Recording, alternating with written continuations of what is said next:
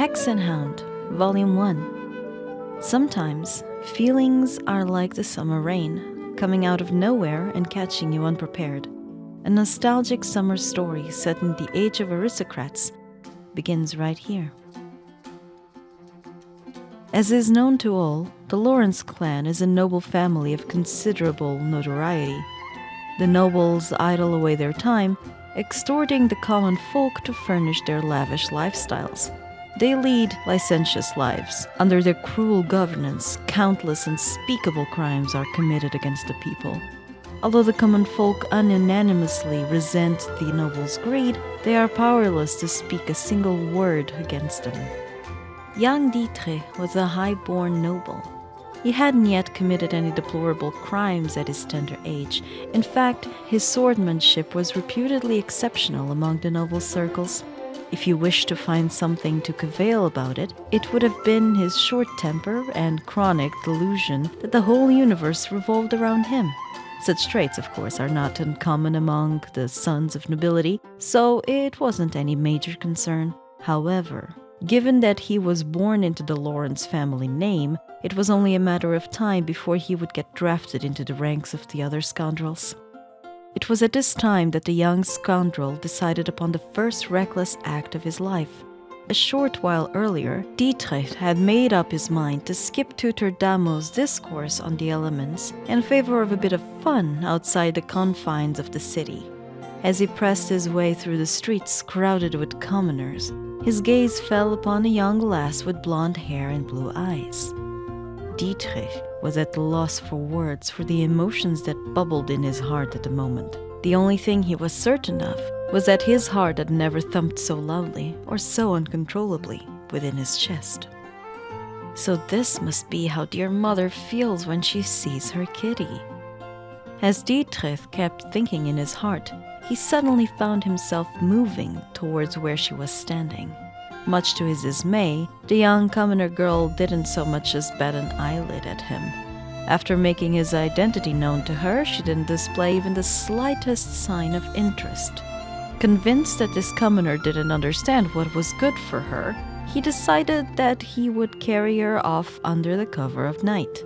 Once I take her, I'll lock her away in a cage, just like dear mother would when her kitty is being naughty. Volume 2. Money doesn't solve all your problems, but it can certainly solve a lot of them. A young woman's summer vacation in Mondstadt opens to the melodic tune of a symphonic sum of Mora. The plebeian lass arrived in the city on one fine sunny day. Her long golden hair shone like the spring sunshine, and her blue eyes sparkled like the gleaming waves in the afternoon sun. It's hard to imagine how such a girl could travel alone from the monster-infested outskirts all the way to the city. To call her suspect would only be an insult to her beauty. Thus shouted the drunken gate sentry among the crowded tavern. His earnings from guarding the gate that day were specially bountiful, enough to keep his cup brimming until dawn at least. "We all know you were just dumbstruck by her beauty." The man next to him pulled no punches. "What do you know? Do I look like one to go frolicking after ladies? I'll show you what I really have my eye on." The soldier promptly pulled out his money purse and shook it in his hand. "Good heavens, today drinks are on you. You heard the man, drinks all around. I'm just worried that one more will be too many for you."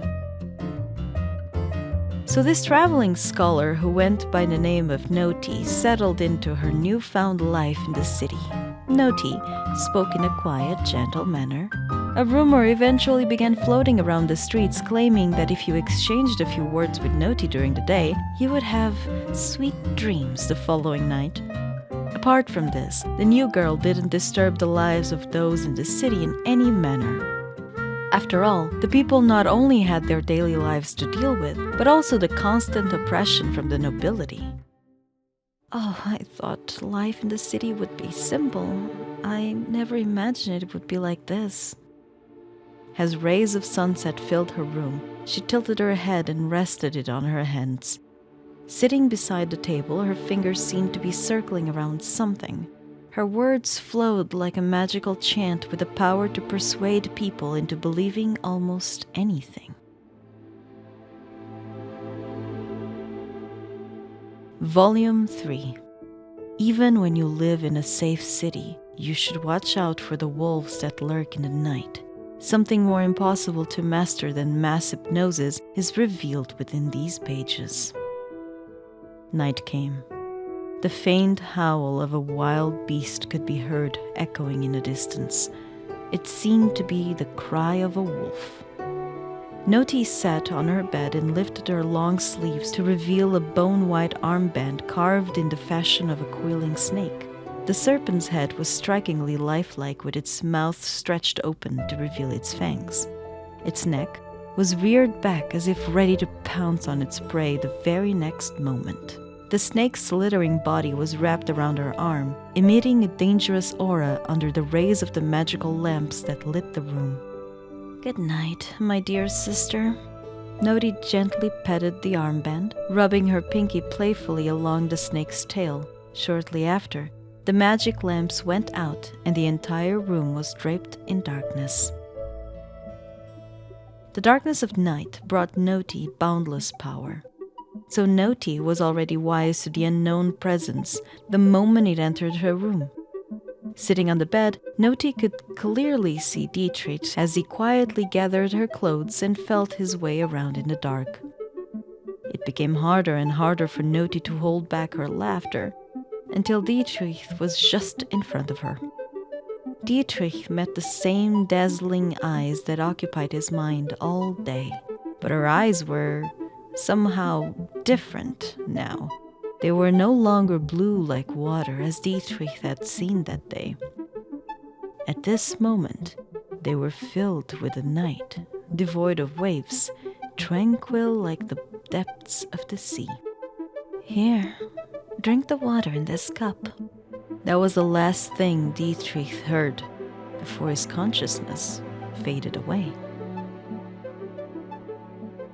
Volume 4. Even a dog can learn basic things like upper-class etiquette, or so insists a certain no-nonsense teacher from afar.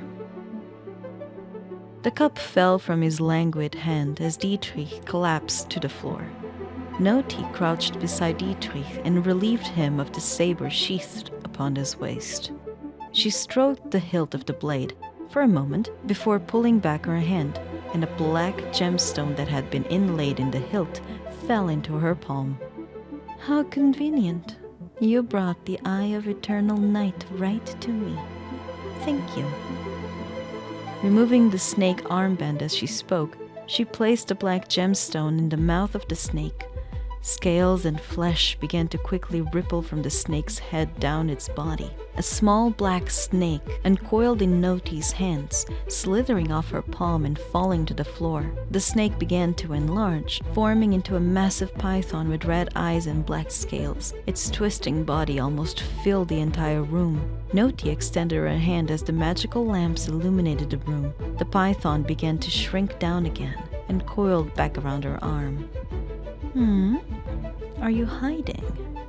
Noti turned her gaze to beneath the bed, under which she found a dog. It was trembling uncontrollably, probably frightened by the python a moment before. "Oh, what a pity. I wanted to turn you into a wolf, but it seems you turned into a dog instead." Although Noti's words seemed to be apologizing, her voice lacked any hint of remorse. Dietrich still hadn't realized what happened, yet. It was only by pure instinct that he had scurried under the bed. Only then did he begin to come to his senses. He tried to say something after hearing Noti's words, but no matter how hard he tried, only "woof, woof, woof" would come out. After hearing himself, Dietrich panicked and dashed out from under the bed.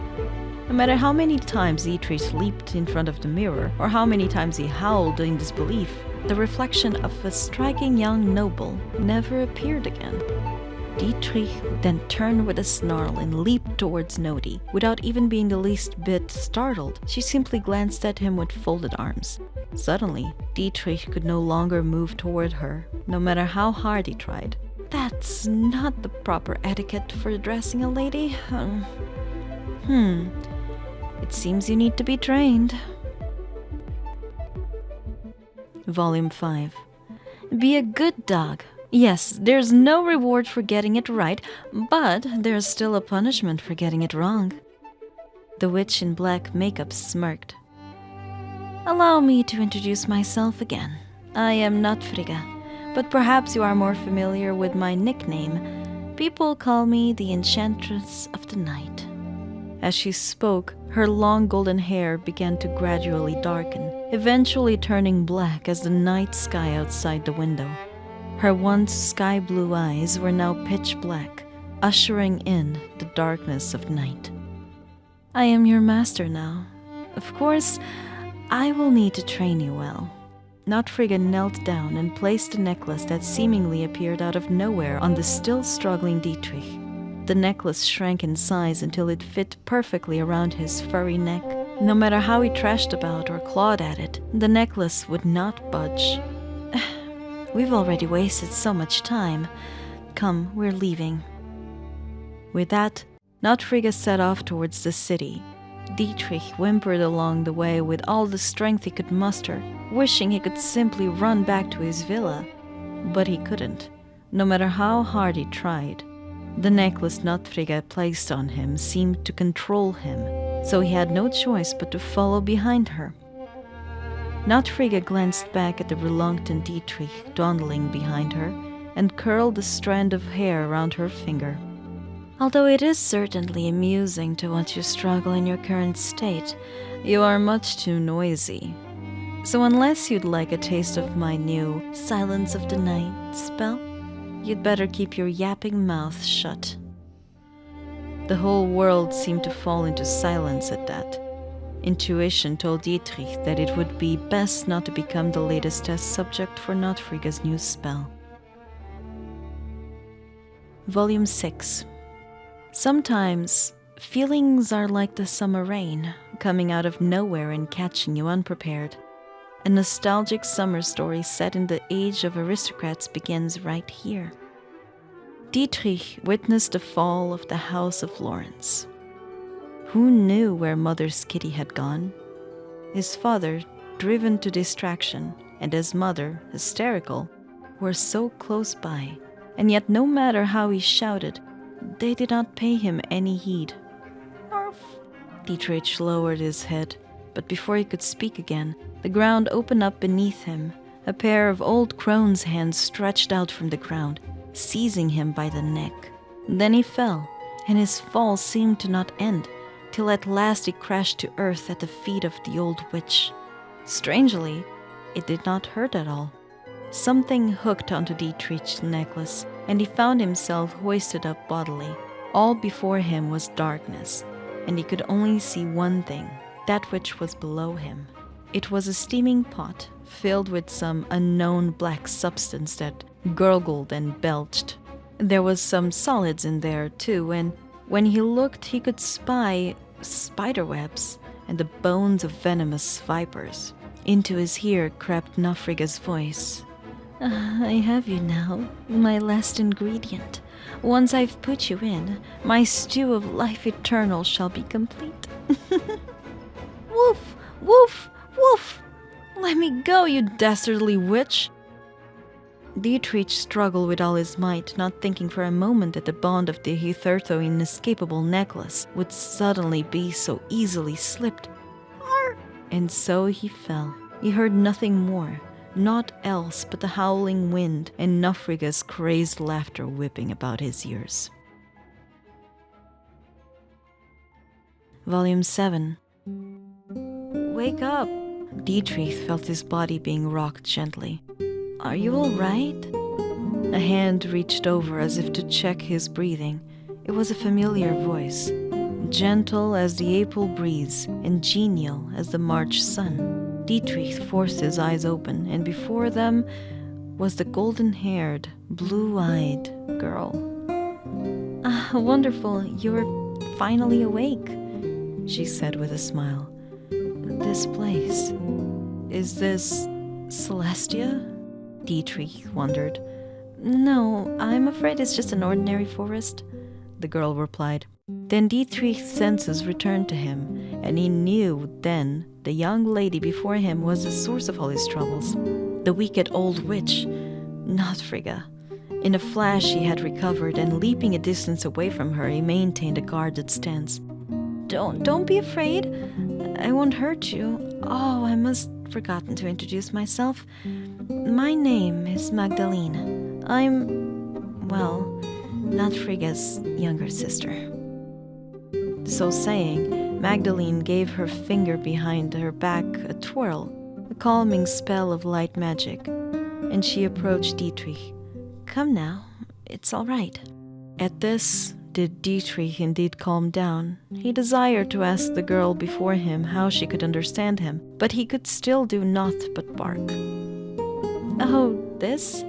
It is but a small spell. My sister knows it too. Woof, woof, woof. So that crone did hear what I said and simply pretended not to, so she might string me along?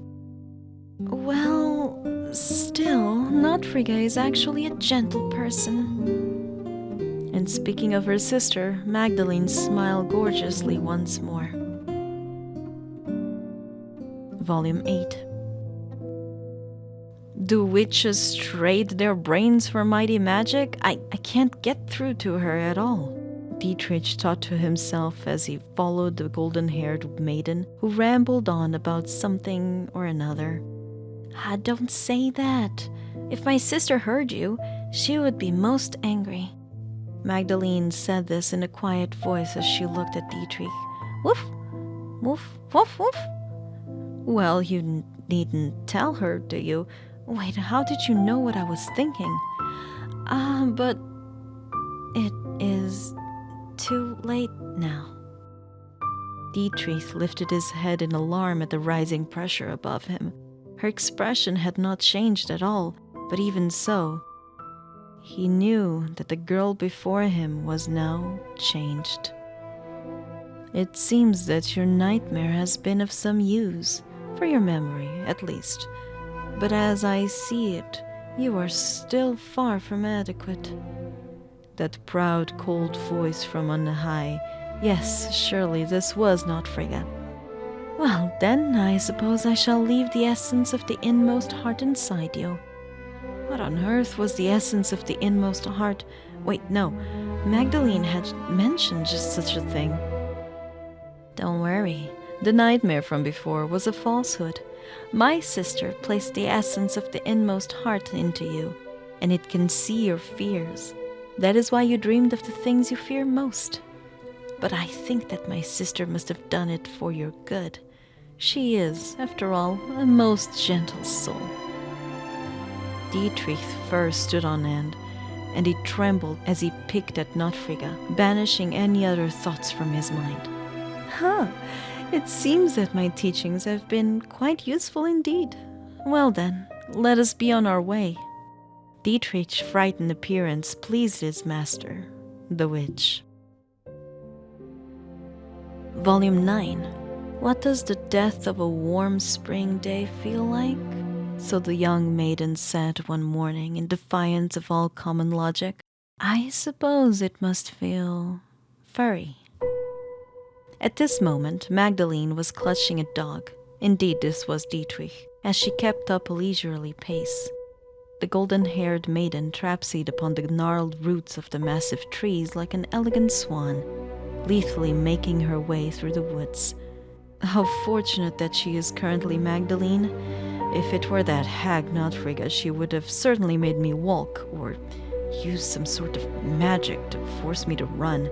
This path was not made for dogs. No, not even humans could traverse it. There isn't even a road, only trees. It would be nice if Magdalene could keep carrying me like this. Dietrich's thoughts meandered as he turned to look at Magdalene. The morning light danced upon her face. She possessed a beauty that could not be considered lesser than any noblewoman's. Her light complexion and gentle expression made her seem delicate, like the short-lived morning dew born upon the flower's petals. Magdalen's skin is so fair, I dare say none of the nobles I've met can compare to her, Dietrich thought as he gazed upon the girl. Let me tell you a story. That is, I'm already dead, Magdalene suddenly spoke. Volume 10. After all, none can live and still obtain release. A long time ago, there was a witch who gave birth to twin daughters. However, witches are unable to keep two offspring from the same generation. That is the price they pay, the cost of their enormous power. But this witch had already reached the apex of mastery in dark magic. She offered her own life force to preserve the life of her twins. Still, this solution could not last forever, and as the last of the witch's life force faded, the day of their fated farewell arrived at last. In death, the witch was finally freed from the world.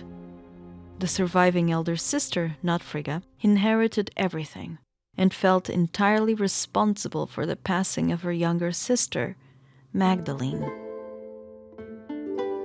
Luckily for Notfrigga, she inherited the witch's talent for dark magic.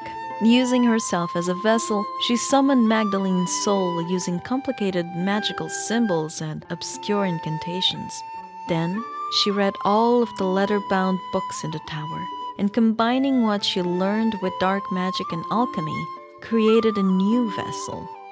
However, the ability to place her sister's soul inside the vessel and bring her back to life was not only a forbidden art in light magic, it was also exceptionally difficult, especially for Notfrigga, who knew no light magic whatsoever.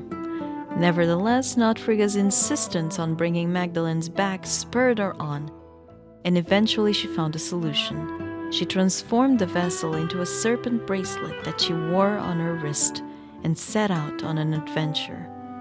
My beloved sister, when this is all over, we will never be apart again.